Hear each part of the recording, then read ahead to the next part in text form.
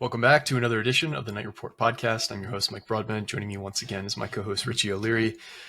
We have another portal commitment from an offensive tackle once again. This is out of a familiar name, Zach Aamland, who previously was at Illinois for 2 years. He redshirted in 2023, didn't play at all in 2024. He played his high school ball at the Hun School in New Jersey. Kind of surprised by this take. Not that I think he's a bad player or anything like that. Just from what their stated goals were in the portal to the guys they added in Giwa and Aamland. Doesn't seem like they're going to be useful depth for next year. But Rich, how do you see this commitment and where he fits on the Rutgers football roster? Yeah, so, I mean, obviously another Hun School kid. They've done really well with the Hun School kids over the past couple of years. Leon Rempel was a transfer in technically a transfer in 23, defensive end, walk-on, mind you. Jacob Allen, one of the top kids in the state they landed. Logan Blake, top tight end in the state for 2023, I think it was. And then Kamar Archie and Jonathan Exigna, who I feel like a lot of people still don't talk about. But he will those are both going to be solid linebackers, I think. But yeah, Zach Aamland is a guy I've known for a little bit now, just because he is a South Brunswick guy. Following the Hun School with Jacob Allen back as a 2022 kid, you get to see who else is like kind of standing out too. They do these showcases every year at the Hun School, and there's actually one coming up Monday, which I'll end up being at. But when I went to go see Jacob Allen, he was my original priority to go see him, and then all of a sudden you see some other guys and you get to see Logan Howland, who just converted over from tight end, and you saw some potential there. You saw a lot of coaches and mind you, Power 5 coaches all over the place at these showcases. And I won't forget it. I was talking to, actually, ironically, I think he was at Vanderbilt at the time, AJ Blazik.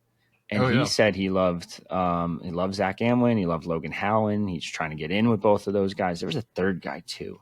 And I think they ended up landing that third guy, and David Siegel, I think his name was. So they did end up landing a kid after all that, but there was just a lot of hype around Zach Aamland. A lot of people thought he had the most college-ready of the three linemen, because Logan Howland coming over from tight end, Jacob Allen was still a little bit raw, still trying to figure things out, and then Aamland, a lot of people were high on. Now, mind you, he didn't play a single snap in his 2 years at Illinois. Is that a cause for concern? I don't know, maybe a little bit, but they need tackle depth. We said it before. They lost who the hell they lose? I don't even remember anymore. Jaylene Matthews they lost. They lost Dominic Rivera, who they would have liked to keep as a reserve guy. He was a guy that was making a little bit of noise, but he wasn't going to start this year either. So that's the thing. That's the issue now. It's so hard to not only build depth, but to keep depth. And by adding Zach Aamland, a South Brunswick native, by adding Mashoud Giwa, the Long Island kid, you're just adding some big, massive bodies to that room. And guys that have college experience too, which is only going to help things, because as of right now, I know they haven't played, Giwa played. I know Aamland hasn't played technically, but just having him in a Big Ten level program, you'd have to assume he's at least in decent shape coming in, versus, say, Raynor Andrews is a redshirt freshman. The rest of the guys are true freshmen. Like you just need bodies just in case something were to happen. So I think it's actually a solid get. He has 3 more years left. He's massive. He can play guard or tackle. Did both at Illinois. Rotated between the 2 spots. He's going to come to Rutgers as a tackle right now. And we'll see what they can kind of do with him. I mean, Pat Flaherty, you got to just trust his gut and say, hey, even at worst, this is a depth pickup, and that's all you can really ask for. At best, maybe a starter.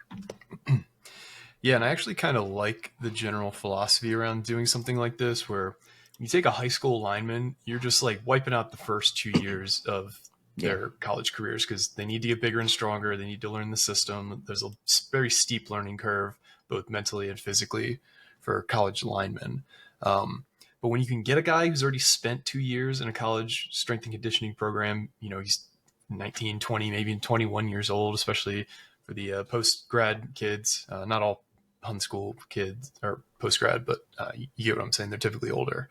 So if you can get a guy who's physically matured, knows what to expect, from the college lifestyle, and then, get him in there where he's physically ready, and then you probably know within a year or two if they're going to work out, rather than know in 3 or 4 years for a high school lineman if they're going to work out. So I like the philosophy behind it. I like taking a lot of bets on your portal additions, for lack of a better term. So So I like the Aamland edition. I like that Flaherty's going to be able to get his hands on him, and then he's already kind of the size that you would need for a college lineman. I know in high school he was listed at 6'6", 285. I think his profile on Illinois was similar. So Illinois listed him at 6'6", 305. So he has gained some weight. Mhm. Big guy. I'm excited by this edition. I don't know. I think to get guys who still have that theoretical upside and are physically mature, I think is kind of the way to go. You've seen that with Giwa. You've seen that with Aamland. You think they add any additional linemen potentially into this portal class, or you think they're done now? So they would still ideally like a starting tackle. Are they going to definitely add one? It's to be determined. Again, this goes back to what I've said multiple times, and I don't think people like this answer, but it's just the truth. It has to be the right fit, has to be the right price. They're not just going to go out and just say like, okay, this kid's a starting caliber guy at say, I don't know, Ohio. You bring him in and it's like, wait a second. No, he's not. So they're not going to make that mistake again. They're very adamant and they're looking diligently throughout all of college football, all of the portal, trying to find if there is that right fit out there. If there's not, they're going to rock with Needham and White, and that's fine. If there is, they'll probably bring in someone for competition, just along with these two guys too. So I do think Aamland, though, has some solid tape. If you watch his like high school tape, like he's like a really good run blocker. Now his pass blocking has some issues there in high school. Mind you, I'm going based off of high school tape from 2 years ago. 2 years ago? 3 years ago. So it is a little tough to see, but he is a really, really good run blocker. He was able to outmuscle people at that high school level. And he kind of just drives guys into the turf. He has everything but technique. It looks like he needs a little bit more. Who better to teach you with technique wise than Pat Flaherty?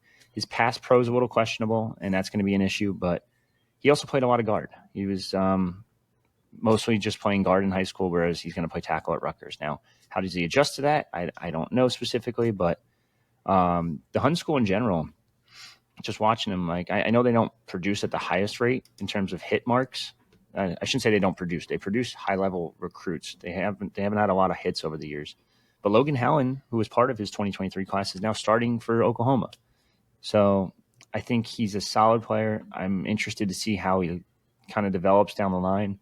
Right now, I'd probably have him as a second, third string, depending on where Raynor Andrews at, depending on what Mashoud Giwa is. We really don't know because he was at such a, I shouldn't say such a low level, but Long Island is a low level of college football. So we really don't know what he's going to bring in, but he's probably going to rotate somewhere between Giwa, Andrews, Aamland. There's got to be someone else too that I'm missing. Maybe one of the freshmen steps up. So we'll wait and see.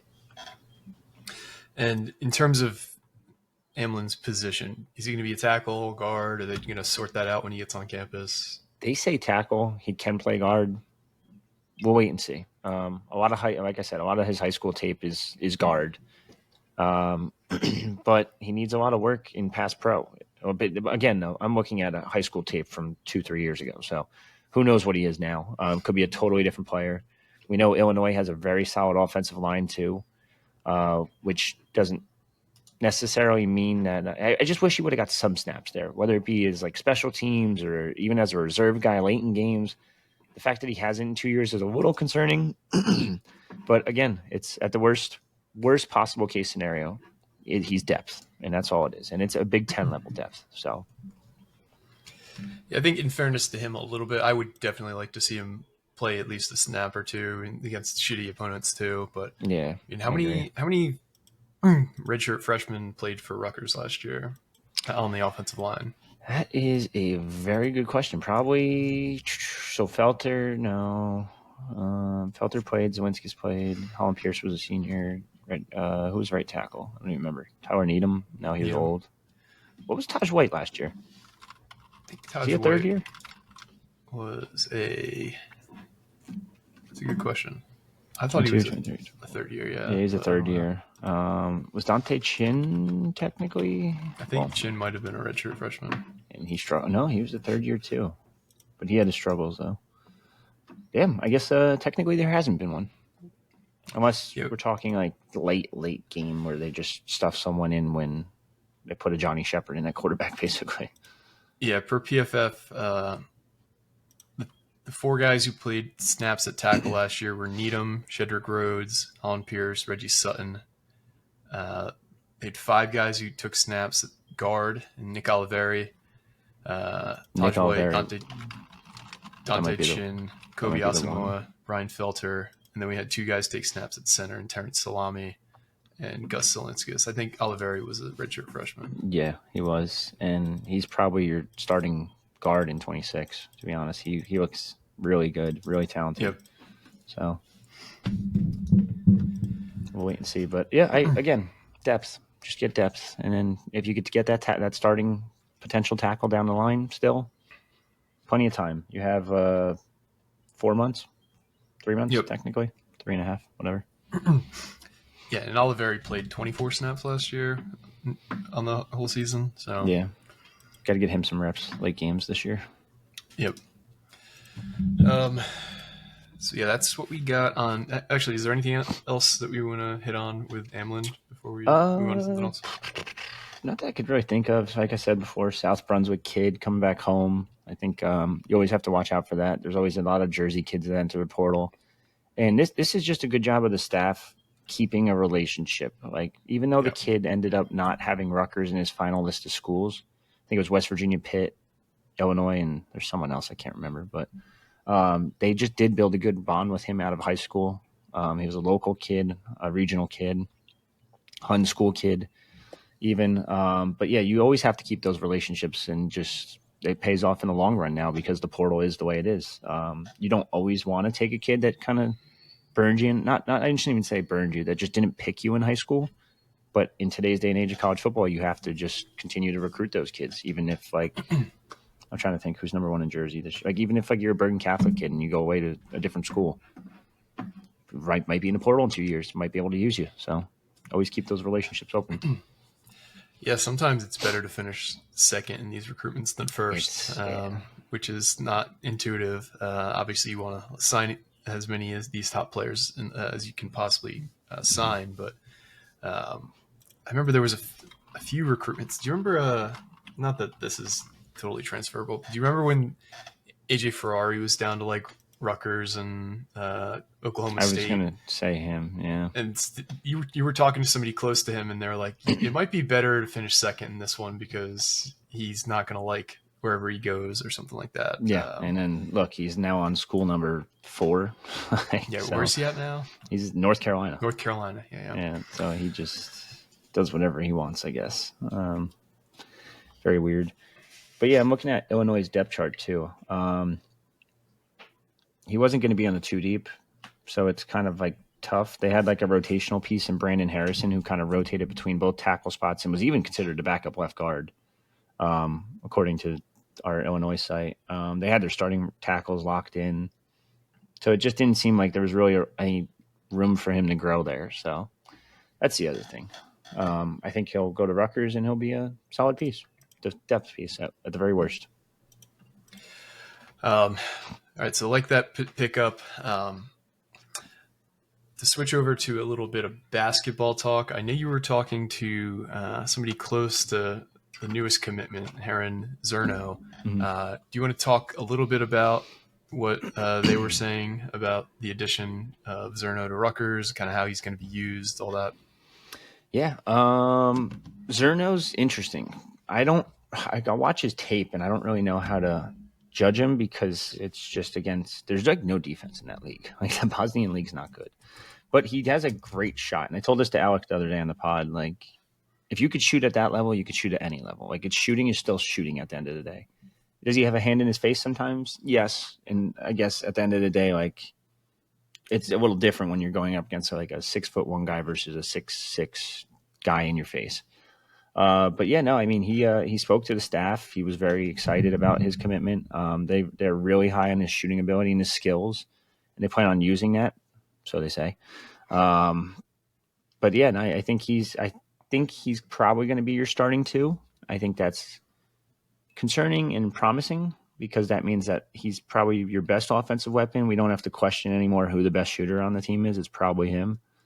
But the concern is, how is he going to translate from that Bosnian league to college basketball. I've talked to the Indiana guys who said they thought he had some upside, but they didn't think he'd be Big Ten level caliber right away.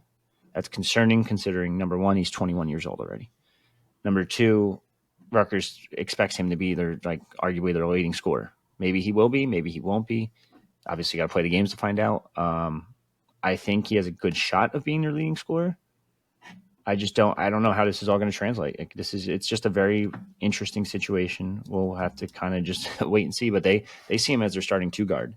And that 13th spot is probably going to go to another reserve guard. And then one of J. Mike, Tariq Francis, or Lino Mark will be your starting one. I know I've talked to people that said Pikel has told them that he's really high on Lino Mark. He thinks he could be the starting point guard this year. And I'm like, okay.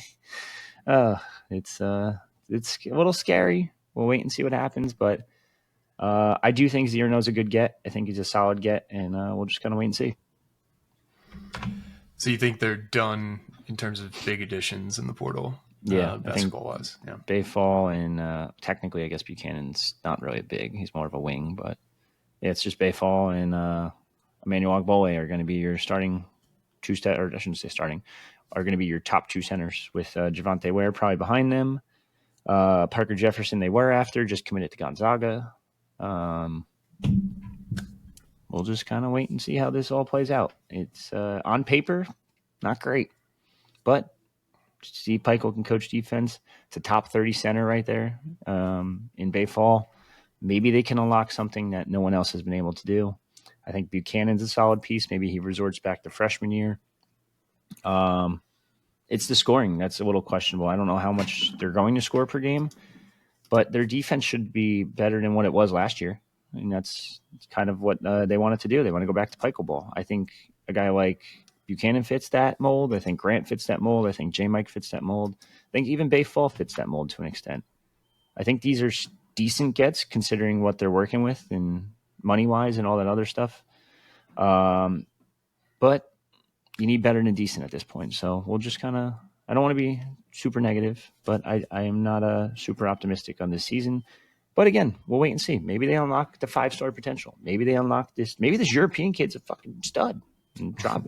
Maybe he shoots 40% from three and for the first time in 20 years for Rutgers. Yeah. It feels like it'd be the first time under Pikel, I feel like. I feel like their three-point shooting has just been awful. So maybe he's the guy that unlocks it, changes it up. Yeah, we'll see. 20 years is an exaggeration because I know someone's going to comment on it on YouTube and be like, dude, Andre Hyatt shot 40% 3 years ago. Relax. Or Quasi Yaboa. I could have swore Cam Spencer did. So, see? Close to it. Cam shot 43% from three in his 1 year at Rutgers. But I get your point. It's just we haven't had many great shooters at Rutgers in the last 20 years. It's Quincy Doobie, it's Cam Spencer, and there's more, but those Mike are the Williams? two that stick out. Mike Williams was pretty good towards the end.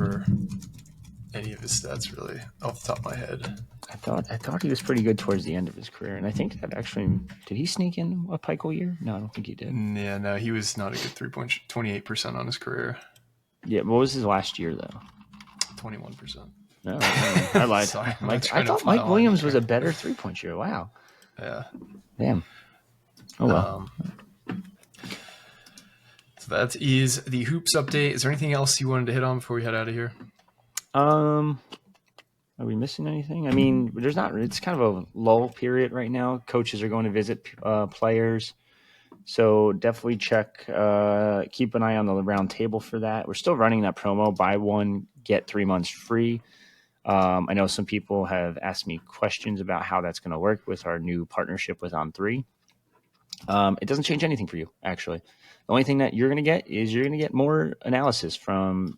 We're going to have national analysts working with us. You might see more On3 rankings than Rivals rankings. We now have an industry ranking that we're going to implement, and that's going to be beautiful because now we have every ranking combined for a change. But yeah, you're going to get more analysis. You're going to have the guys like Steve Wiltfong. You're going to have the national dudes helping our posting about Rutgers from time to time now too, with JD Pickle, Ari Wasserman, et cetera, et cetera. Only thing you're getting is just more coverage. So, I mean, if you're a Rutgers fan and you're not subscribed, you might as well abuse that promo because it runs out tomorrow. So sign up. You get 4 months for $10, and I'll even do you one better. If you message me on Twitter, I'll give you a super secret promo code that actually gets you 60% off for the year. So, whoa, that's a big again, deal. though, runs out May 5th, so 2 days technically. But anyway, all right. Well, Richie, giving you guys the exclusive offers here at the end of the pod. I want to thank everybody who's listened. And we've put out a lot of content recently, but really appreciate you guys. Anybody who's liked, subscribed, told a friend, all the above. It's really helped the channel grow, and we don't take it for granted. Appreciate you guys.